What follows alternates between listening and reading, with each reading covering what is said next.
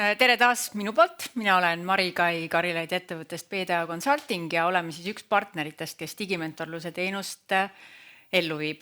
Ja järgnevalt ma siis räägingi sellest, mismoodi digimentorluse teenusesse siseneda, milline on protsess ja kes on need suurepärased ja väga nutikad mentor-konsultandid, kes teid siis aidata saavad, et kõiki nende ebaefektiivsustega ühele poole saada ja rohkem endale kasulikku aega võita ja rohkem kliente. Kõigepealt käin lühidalt üle selle, mida tegelikult Ave juba päris meie tänase infoseminari alguses rääkis, et digimentorlus on siis selline paindlik, ettevõttesõbralik ja väga kasulik teenus, mis on EIS-i poolt ellu kutsutud ja mis aitab siis teie ettevõttes aru saada, mis on need ebaefektiivsed kohad, mida annaks siis tõhustada, et igapäevatöö veidi lihtsamaks ja sujuvamaks läheks ja kasumlikumaks. Tegemist on personaalse teenusega, see tähendab seda, et teenusesse tulev ettevõte saab endale personaalse mentori, kelle ta saab siis valida erinevate kogemustega mentorite hulgast, saab endale ta appi kuni 5 kuuks, kes siis aitab kõik protsessid ettevõttes selgeks teha, läbi valgustada ja vaadata, et kus siis saaks midagi paremini teha ja mida digitaliseerida oleks mõistlik.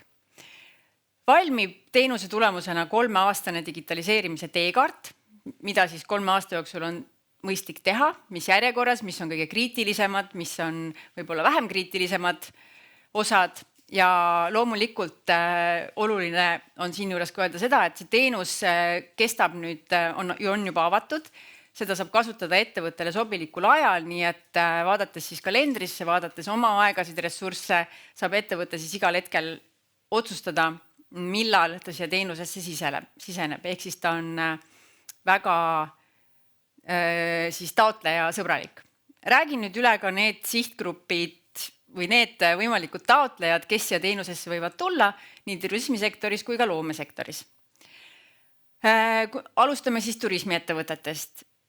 Turismisektoris saavad siis osaleda kõik Eestis registreeritud juriidilised isikud, kes on siis kas aktsiaseltsid, osaühingud, MTÜ-d, sihtasutused ehk siis kõik võimalikud juriidilised kehad. Ja tingimus on siis see, et nad peavad pakkuma turismiteenuseid sise- ja välisturistidele. Et siis ta peab olema vähemalt üks turismiteenus, mida ta pakub. Ja loomulikult peab tal olema soov oma siis protsesse tõhustada, midagi tõhusamaks teha, digitaliseerida ja üks nõue, kindel nõue turismiettevõtetele on siis see, et nad peavad olema registreeritud või nähtavad siis Puhka Eestis veebis. See, kuidas seda teha, kui kellelgi tekib küsimusi ja nad veel turismiveebis ei ole, siis andke märku. Mina, Ave, Kadi, kõik oleme teile abiks, nii et sinna enda kirjapanek on lihtne ja vajalik protsess.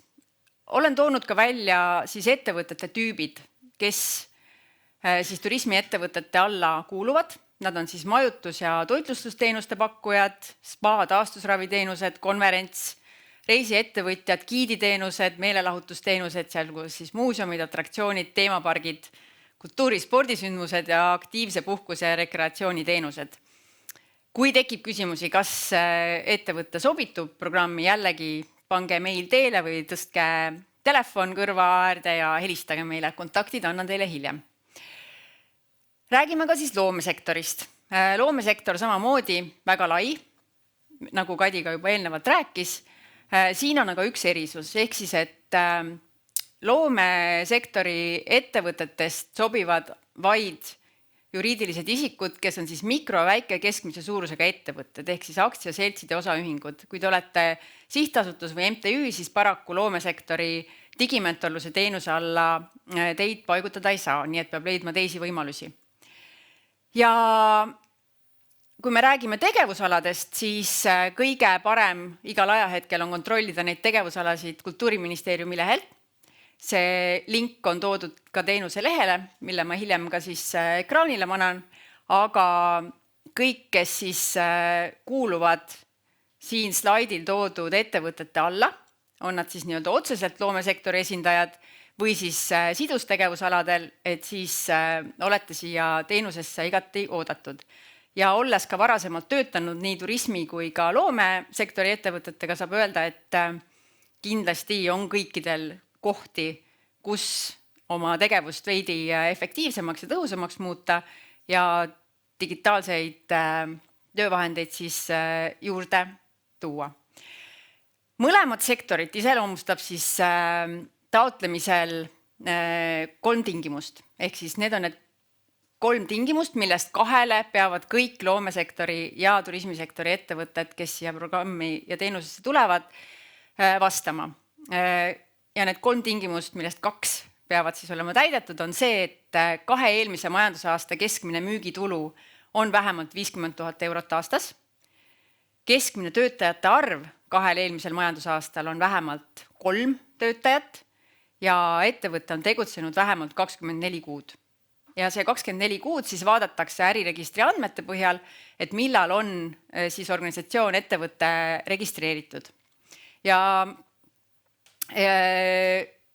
majandusaasta müügitulu töötajate arvu samamoodi vaadatakse siis nii-öelda avalike andmete põhjal, aga igal juhul soovitan alati, kui on tekkinud küsimusi, kui on näiteks, ma ei tea, eelmine majandusaasta veel avalikest andmetes ei kajastu, et küsige, vaatame, kas ja mida saab täpselt arvesse võtta. Ja soovitus siis kõikidele, kui on ju vähemalt 3 inimest töötajate nimekirjas, et siis kaasata laiemat tiimi, mitte ainult 1 inimest kogu organisatsioonist, kes siis digimentorluses osaleb. See tähendab ka siis seda, et mida laiemalt te oma ettevõttes digitaliseerimise teemasid levitate, rohkemaid inimesi kaasate, seda rohkem ja kiiremini see muutus teil ettevõttes ka ellu viiakse. Ja nagu Olga ka oma eelnevas ettekandes ütles, et siis tegelikult tehakse erinevate rollide, funktsioonide inimestega ka intervjuusid, nii et võimalikult lai kaasatus aitab teil kiiremini ettevõtte juhtidena või siis võtmeisikutena neid muudatusi ka ellu viia. Ja loomulikult, kui te juba teenusesse tulete, teil on kõik tingimused täidetud, siis vaadake, et teil oleks olemas ka see ajaline ressurss, et mentoriga koostööd teha, sellepärast et see on teie asutuse arendusprojekt, mis tähendab siis seda, et teil peab olema see aeg, see on teie huvides, et see ei ole nii-öelda mentoriprojekt, vaid et see on ikkagi teie tuleviku kindlamaks muutmiseks oluline tegevus. Räägin ka protsessist. Taotlemine ja teenuses osalemine on siis ühele osalevale ettevõttele väga lihtne. Seda näitab ka meie varasem kogemus turismisektori digimentorluses, kus väga suur osa teenuses osalenud asutustest ikkagi mainis tagasisides, et tõesti see protsess oli lihtne, paindlik, hästi ettevõtte keskne ja mis peamine väga-väga bürokraatiavaba. Taotlemine on jooksev. Saate minna juba täna teenuse lehele, esitada avalduse, kirjeldada seal mõne punkti all, millised on teie praegused digitaliseerimise kogemused, milline on ettevõtte hetkeseis, mis on suurimad probleemkohad ja kui kõike seda kirjeldada ei jõua, et siis alati saab ka eisipoolne kontakt või siis mina hiljem, kui see taotlus on meie lauale laekunud, neid lisaküsimusi küsida ja loomulikult saab ka neid mentoriga kõiki täpsustada.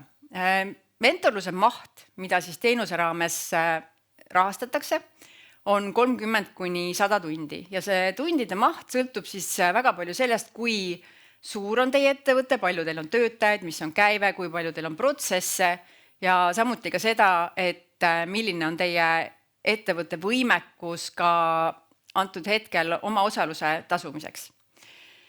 Rääkides omaosalusest, siis omaosalus teenuses on 15–20% siis ühele teenuses osalejale ja see sõltub sellest, kas ta asub Harjumaal või Tallinnas, kellele on siis 20% oma finantseeringu määr ja ülejäänud Eesti siis piirdub 15% omaosalusega.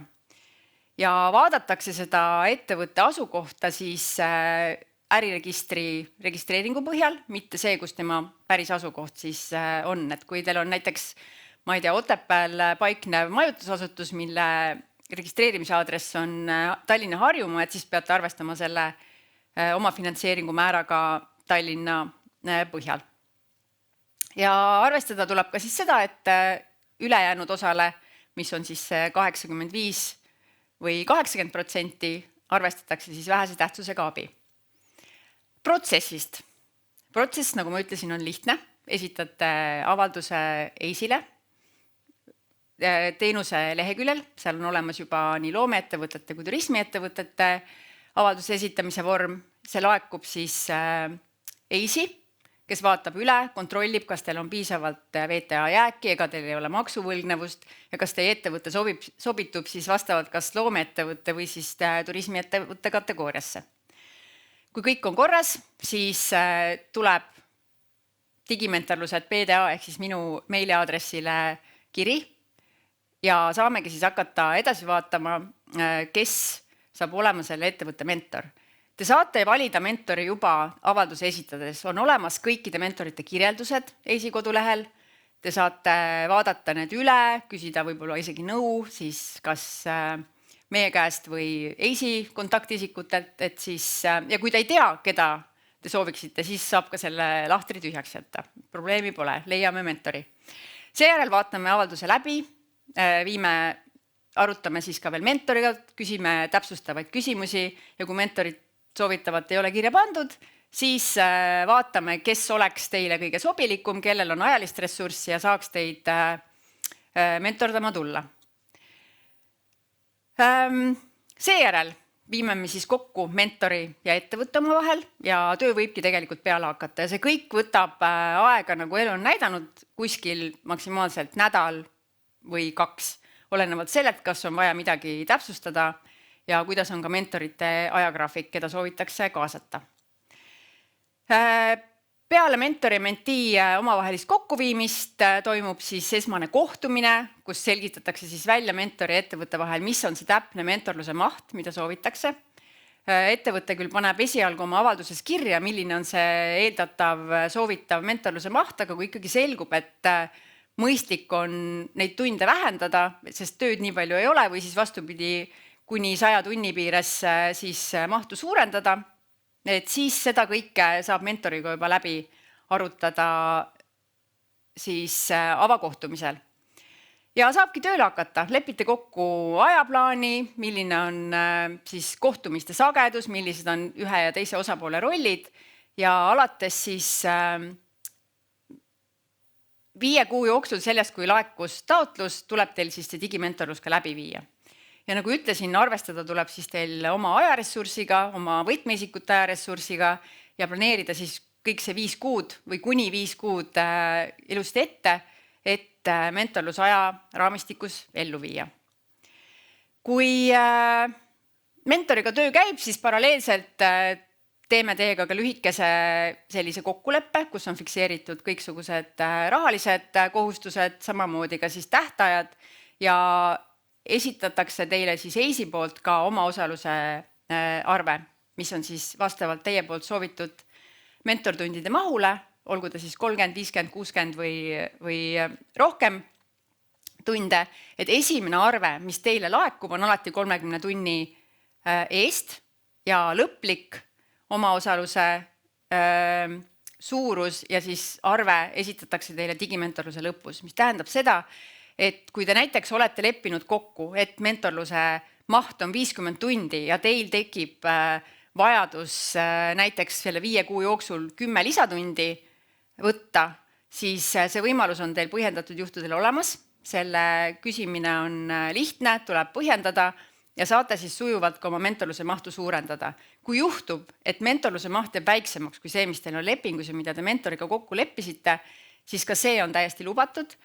Oma osaluse teine arve võtabki siis arvesse teie lõpliku mentortundide mahu, mis on siis 30 ja teie tegeliku mentortundide mahu vahe. Midagi keerulist ei ole, kõik on paindlik ja vastavalt siis sellele, mis lõplik tulemus on. Suurt aruandlust siin teenuses ei ole, et kui te olete oma teekaardi valmis saanud, mentorlus on läbi saanud, siis mentor koostab siis vastavalt kulunud tundidele sellise ajaplaani ja täidab ka lühikese aruandevormi, et teil taotlejatena eraldi mingisuguseid dokumente, kuludokumente ja muud aruandlust teha ei ole vaja. Lisaks siis selle ajatabelile, aruandele ja digiteekaardile, mis siis valmib mentorluse tulemusena, allkirjastate kõik üheks pakiks, saadate teele ja annate ka ühtlasi nii mentor kui ka siis ettevõtte tagasiside teenusele ja ongi siis teenus lõpetatud. Ehk siis kõik bürokraatia on püütud siit teenusest võimalikult elimineerida ja keskenduda saate siis oma probleemi lahendamisele. Ja siin on ka lühidalt siis toodud kõik see, mis on siis mentee roll, esitate vormi, saate mentoriga kokku, allkirjastate lepingu, tasute oma osaluse, hoiate siis nii-öelda tähtaegadest kokkulepetest kinni, mis te mentoriga olete kokku leppinud, annate tagasiside, allkirjastate dokumendid ja saate keskenduda siis oma arendusülesande tegemisele kogu selle mentor-teenuse jooksul. Ja mentor aitab siis ettevõtet või seda tiimi siis kogu digimentorluse jooksul hoida protsessi nii-öelda joonel, interveerida, teha kõik vajalikud toimingud, et see digiteekaart teile võimalikult kasuliku dokumendina valmis saaks ja mitte väheoluline, et mentor saab teid aidata ka oma töö käigus siis nii muudatuste vajalikkusest ja digitaliseerimise vajalikust viia ka teie töötajateni, vajadusel kas või omanike juhtkonnani, nii et aitab selgitada teil, miks digitaliseerimine oleks teie ettevõttele äriliselt kasulik ja mõistlik ellu viia. Abimaterjalid, mis teil kogu selle mentorluse jooksul on, lisaks tänasele seminarile ja Lauri ja Olga poolt räägitule on olemas ka mitmeid videoid EISi kodulehel. Need lingid paneme me teile sinna teenuselehele välja. Teeme vajalikutest tarkvaradest mõlemale sektorile, olulisematest tarkvaradest kokkuvõtteid, mis aitab teil ka siis valikuid teha, kui teekaardis ühele või teisele tarkvarale on viidatud. Teil endal saab olema siis ühised töökaustad mentoriga, teil on olemas nii-öelda vorm, milline see digiteekaart on, mis on need osad, mida seal täita tuleb. On tagasiside vormid ja väga oluline töövahend teile on siis modelleerimistarkvara, kus siis kõik protsessid kirja pannakse ja mida te saate siis ka ise vajadusel edaspidi kasutada, kui ma ei tea, tahate protsesse uuendada, jooniseid uuendada või siis kasutada mingisuguste tarkvarade valikul ja nii-öelda tellimisel, nii et saate omale ka terve portsu kasulikke materjale. Mentorkonsultandid. Nagu ma ütlesin, on meie kaasatud mentorid kõik kogenud nii loomesektori ettevõtetega töötamisel kui ka turismisektori ettevõtetega töötamisel ja loomulikult ka teiste valdkondadega, nii et kui on kokkupuuted ühe või teise valdkonnaga, et siis nad saavad neid näiteid oma varasemast kogemusest tuua. Meie mentorite meeskond koosneb siis väga paljudest erinevatest ettevõtetest kaasatud Eesti professionaalidega, nii et kui me räägime turismisektorist, siis täna on meil kaasatud 8 mentorkonsultanti, kõik nad on töötanud turismiettevõtetega, kõikidel nendel on pikaajaline kogemus ja kirjeldus, mida nad teinud on, kellele koos siis ettevõtete nimedega näete te tegelikult EISi teenusleheküljel, kus täna on juba ka siis pikemad kirjeldused välja toodud. Teenuslehekülje link on ka siin allpool toodud. Kui te panete ka digimentorlus ja EIS Google'isse, et siis peaks ka see teenusleht ilusti välja tulema. Loomesektori poole pealt on meil täna 9 mentorkonsultanti kaasatud. Miks ma ütlen täna, on see, et tegelikult me saame nii-öelda järgneva teenuse jooksul lisada ka uusi mentoreid, juhul kui meie silmapiirile satub keegi, keda on mõistlik ja kaasata ja kes võib-olla seda niigi professionaalsete mentorite nimekirja veel uhkemaks teeks. Nii et valikut on, kõigil on erinev kogemus, kõigil on loomesektori kogemus või turismisektori kogemus, nii et nad teavad suurepäraselt, milline problemaatistik või tegevus teil nii-öelda tõhustamist vajab. Teenusesse kandideerimise lehekülg on siin toodud, see on teenuslehekülg, seal on palju infot ja seal on muuhulgas ka infot selle kohta, millised on siis need võimalikud parenduse kohad nii loomeettevõtetele kui ka turismiettevõtetele, mis annaks tõhustada ja mida siis digiteekaarti saab välja tuua ja teie järgmise 3 aasta tegevuskavasse, et minge sinna kodulehele, seal on väga palju informatsiooni, mis aitab teid edasi ja aitab siis selgemaks mõelda, kas see teenus on teile või mitte. Kontaktides siis mina, digimentorlused PDA on programmi email, Ave Eisi poolelt, kes siis on selle teenuse omanik ja samamoodi oskab kõikides nüanssides nõu anda ja Kadi siis eelkõige just loomeettevõtete puhul, kui teil tekib küsimusi kas või selles osas, et kas te olete loomeettevõte või mitte, et kontaktid on olemas, on ka koduleheküljel, nii et võtke julgesti ühendust, kui tekib mingisuguseid küsimusi. Nii, kas on tekkinud küsimusi? Ei ole. Kui tuleb, siis kontaktid on siin. Ja ega siis midagi. Tõmbame tänaseks joone alla. Kõik need videod lähevad salvestustena üles ka Eisi teenuslehele, nii et saate järele vaadata, seal on ka teist muud kasulikku informatsiooni, nii et läheme teele ja ootame teie julget kandideerimist teenusesse, saab öelda, et juba esimesed on oma avalduse teele pannud, nii et loodame siis, et paari aasta pärast on meil siin hulgaliselt digitaliseeritud turismi- ja loomeettevõtteid. Ja aitäh teile ja aitäh teistele ettekandjatele!